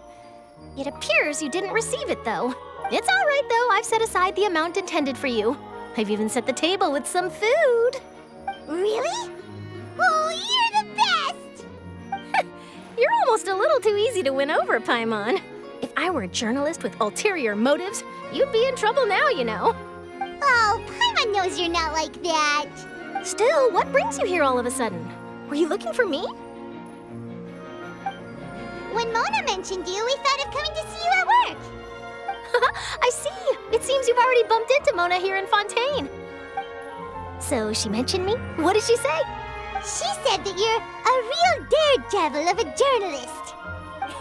Nice. In which case, can this daredevil journalist dare to request an exclusive interview with the legendary Traveler and Paimon? Huh? So your article in the paper today doesn't count? Oh, of course it doesn't. That was more like live photography. What I'd like to do is dive deeper and ask you to talk about the things you've seen and experienced. Yeah, are we even qualified enough? Why not? If I say you're worth an interview, then you're worth it. But not right now, of course. I'll need a few days to prepare. Oh, in that case, we'll just chat when you have the time then? Oh, so that's a yes? Ooh, splendid! I'll tell the editor-in-chief immediately. I'll have to apply for lighting, a venue, some props, and... Whew, so much to get done now. Talk to you later. Wait, Charlotte, Paimon's still got a question for you. And what's that? If, just for example, Fontaine were to be flooded tomorrow, what would you do today? Huh, that's the prophecy you're talking about, isn't it? I mean, I do hear about it often, but I've never once thought that the day could be tomorrow. If you're seriously asking, then I might try and think of a way to leave Fontaine. Oh, but I'm still a journalist first and foremost. That means I have a duty to be reporting from the scene. And secondly, I wouldn't forsake my homeland that easily. From what I've seen, most people don't know what they'd do should the worst come to pass. In truth, it might be better just to behave like normal rather than worry over such an end. So in all likelihood, I'd probably still be prepping at the office for that interview of ours. I know what you're thinking. That sounds a bit sad, but I've always believed that it's best to do what you enjoy. Just think about it. If this nation really were to be suddenly destroyed tomorrow, but I still successfully finish an exclusive interview with a truly unique person, then the story I would wind up writing would truly be timeless. And then do you know what I'd do? Well, I'd write that story, send it for printing, and use messenger pigeons to get copies out to the various nations as soon as possible. I'm not a dreamer, nor am I a workaholic, but I do love my job, and I'd be proud of leaving such an article behind. I guess you could say that I was born to be a journalist. But anyway, that's my answer. And on that note, I'll get back to my preparations. That's so nice. All of a sudden, Paimon actually kinda envies her. Anyway, let's go and take a look at the sea, shall we?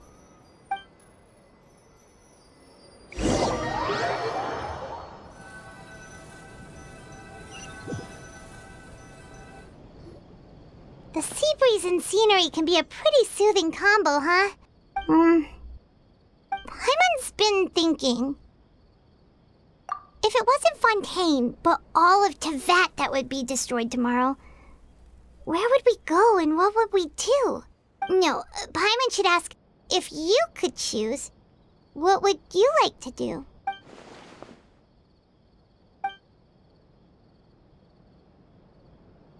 We've always been moving to the next destination, so we haven't spent much time thinking about these kinds of things. We didn't have to either, with us always being on the road and whatnot. You mean, Still traveling? Huh. Wait, isn't that what we've always been doing?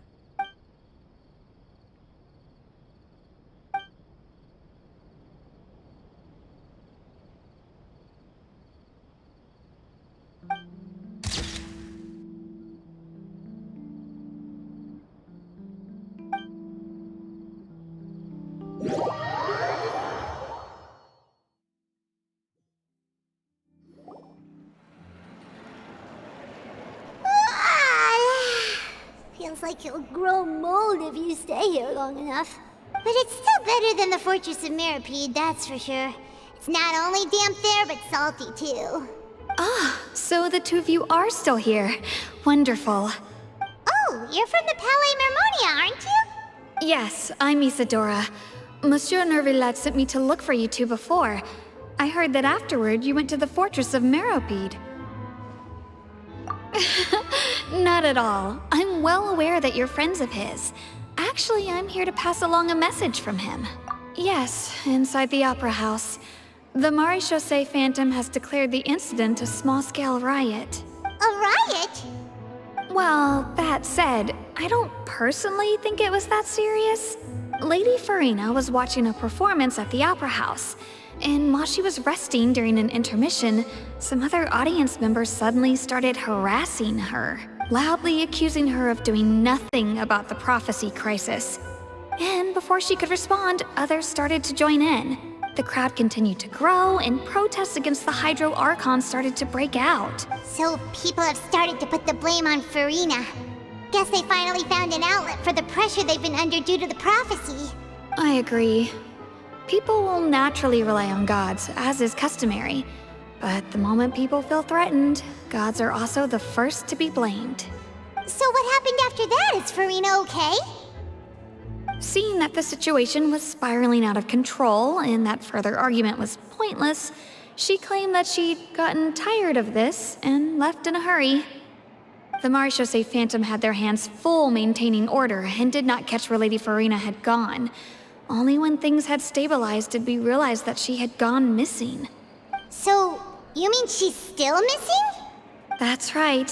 The Maréchaussée has dispatched many people to search for her, but we don't have any leads yet.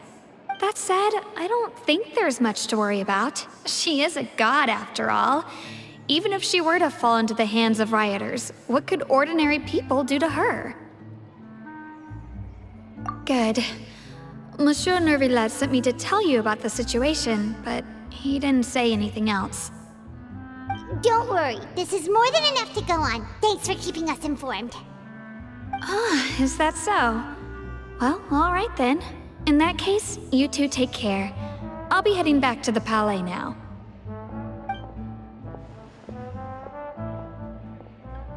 Well, sounds like we should hurry over to Poisson then. If we know Farina, she won't try to fix things in this situation. Instead, she'll look for a place to wait out the heat.